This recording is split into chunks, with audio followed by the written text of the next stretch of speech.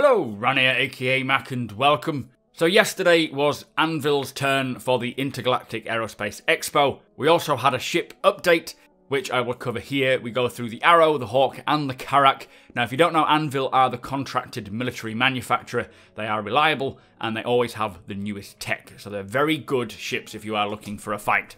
Now the new Anvil Arrow, this is Anvil's answer to the Gladius. It is entered into the light fighter category. It is super quick, super nimble, agile, with a tiny profile, so it's really hard to hit. The wings actually fold up so you can stack many of them side by side inside a ship's hangar bay, for example.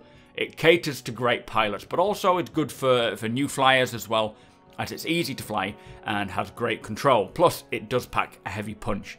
And it's actually flyable now. We can test it out. I've rented one. Hopefully I can still have access even though it's RSI's day today. But I will probably bring a video on that Anvil Arrow later on if I haven't included some footage in it today. Now the Anvil Hawk, there's still a bit of work needed for this. It is supposed to come in 3.4. It is going to serve a completely new purpose, which is bounty hunting. It comes complete with a capture sort of prison pod at the rear where you can store a bounty after you have incapacitated them.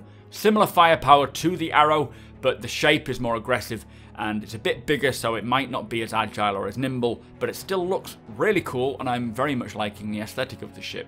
Now the big one, the ANVIL Carrack. This is now in full production again. It is 5 people working on it full time, so I wouldn't expect it to take too long to come out. I'm thinking, you know, obviously with Christmas could interfere and New Year. They already have the style guide for Anvil. It shouldn't take more than 2, 3, 4 months at the very most, give or take, depending on Christmas. So I wouldn't expect that to take too long. But the Carrack does a lot of, does everything. It's an explorer, it's a multi-crew ship, it's got a scout ship on board, it has a rover on board, it's got cargo capacity, a med bay, a repair bay. Now they said that as they were fleshing it out, it did get about 40% bigger, but then they had to scale it down again, as it's still only a 6-man ship and it doesn't need to be 170 meters. Plus, it doesn't really work well with the current landing pads. So it's likely to be about 10 meters bigger than the original concept. But I expect we will see lots more updates as time goes on. Plus, I'm sure a lot of people have questions for calling all devs.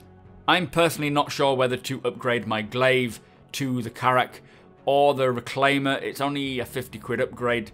Let me know what your thoughts are. Should I go for the Carrack? Should I go for the Reclaimer? I can't quite decide. Anyway, be sure to hit that subscribe button, hit the thumbs up, and hit that notification bell so you know when my videos go live. Follow me over on twitch.tv/supermacbrothers. Big thank you to my patrons. If you do want to support my channel even further, follow the link below to my Patreon page.